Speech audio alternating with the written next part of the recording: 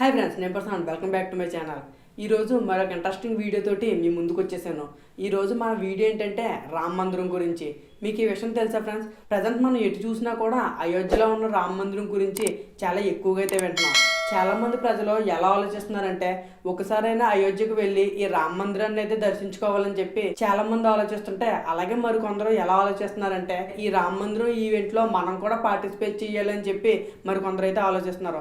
So నేను ఈ వీడియోలో రామ మందిరం గురించి చాలా ఇంట్రెస్టింగ్ విషయాలు అయితే మీతో చెప్తాను. సో మీరు అవేవి మిస్ అవ్వకుండా ఉండాలంటే ఎక్కడ స్కిప్ చేయకుండా చదవకపోతే చూడండి.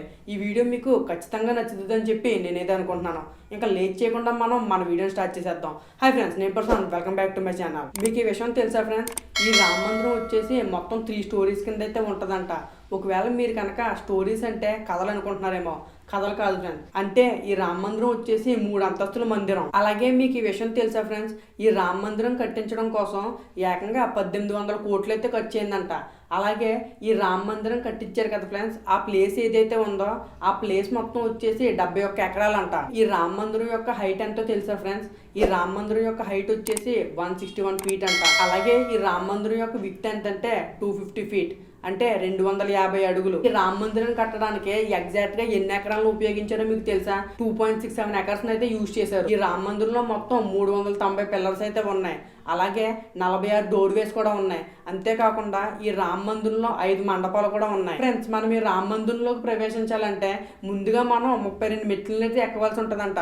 మనం ఈ 32 మెట్లని ఎక్కడం వల్ల మనం దాదాపుగా 16 అడుగులు ఎత్తుకైతే వెళ్తాం. అలాగే రామ మందిరానికి పెద్ద ఏజ్ ఉన్న వాళ్ళు కూడా వస్తూ ఉంటారు కదా ఫ్రెండ్స్. సో వాళ్ళు ఈ మెట్లు కనుక ఎక్కలేకపోతే వాళ్ళ కోసం అని చెప్పి స్పెషల్ గా లిఫ్ట్, ర్యాంప్స్ కూడా ఈ మందిరంలో అయితే ఉన్నాయి. సో రామ మందిరంలో ఇవి ఉండడం వల్ల పెద్దవాళ్ళు కూడా శ్రీరాముడి దర్శనాన్ని అయితే చేసుకోగలుగుతారు. ఫ్రెండ్స్, ఈ అయోధ్య రామ మందిరంలో ఓన్లీ రాముడి గుడే కాకుండా కొంచెం మంది మహర్షుల యొక్క గుళ్ళు కూడా ఉంటాయి. ఫర్ ఎగ్జాంపుల్ కి అగస్త్య మహాముని, విశ్వామిత్ర, వాల్మీకి, వశిష్ఠ మహర్షి, వీళ్ళకి సంబంధించిన గుళ్ళు కూడా మనం రామ మందిరంలో అయితే చూడొచ్చు. ఫ్రెండ్స్, రామ మందిరంలో మొత్తం 5 మండపాలు అయితే ఉన్నాయని చెప్పి మీకు ఆల్రెడీ చెప్పాను కదా.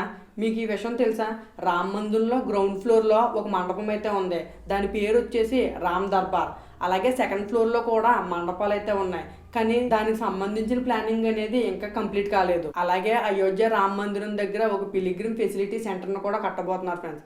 దీని యొక్క కెపాసిటీ వచ్చేసి 25,000 మంది అంట. అయోధ్యలో ఈ పిలిగ్రిమ్ ఫెసిలిటీ సెంటర్ ని ఎందుకు కడుతున్నారంటే, ఎవరైతే భక్తులు రాముడిని దర్శించుకోవడానికి అక్కడికి వస్తారో వాళ్ళకి సంబంధించిన ఎక్స్పెన్సివ్ వస్తువుల్ని దాచుకోవడం కోసం, అలాగే వాళ్ళందరికీ కూడా మెడికల్ సపోర్ట్ ఇవ్వడం కోసం ఈ పిలిగ్రిమ్ ఫెసిలిటీ సెంటర్ అయితే కడుతున్నారు. అలాగే రామ మందిరంలో సెక్యూరిటీ కెమెరాస్ ఉంటాయి కదా ఫ్రెండ్స్, అవన్నీ కూడా ఏ బేస్డ్ మీద అయితే పనిచేస్తాయంట.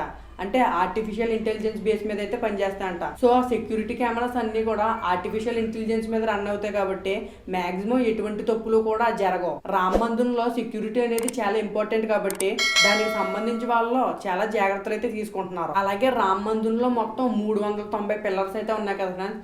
అందులో ఉన్న ప్రతి పిల్లర్ మీద కూడా 16 నుంచి 28 వరకు దేవుళ్ళకి సంబంధించిన చెక్కుళ్ళు అయితే ఉంటాయంట. అసలు మీకు ఈ విషయం తెలుసా ఫ్రెండ్స్?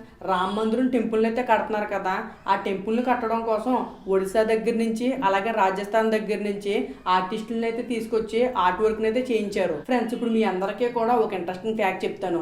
అదేంటంటే, రామ మందిరంలో శ్రీరామనవమి రోజున ఎగ్జాక్ట్ గా మధ్యాహ్నం 12 గంటలకే సూర్యకిరణాలు అనేవి శ్రీరాముల వారి విగ్రహం మీద అయితే పడతాయంట. ఈ ప్రాసెస్ అనేది జరగడానికి ఎటువంటి బ్యాటరీస్ తో గానీ, లేకపోతే టెక్నాలజీతో గానీ, కరెంటుతో గానీ ఎటువంటి పని కూడా లేదు.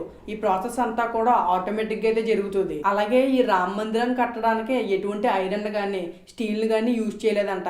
ఎందుకు యూజ్ చేయలేదంటే, ఒకవేళ ఈ రామ మందిరాన్ని కన్స్ట్రక్ట్ చేయడం కోసం ఐరన్ గానీ, స్టీల్ గానీ యూజ్ చేశారనుకోండి ఫ్రెండ్స్, ఈ మందిరం యొక్క లైఫ్ స్పాన్ అనేది చాలా శాతం అయితే తగ్గిపోద్ది.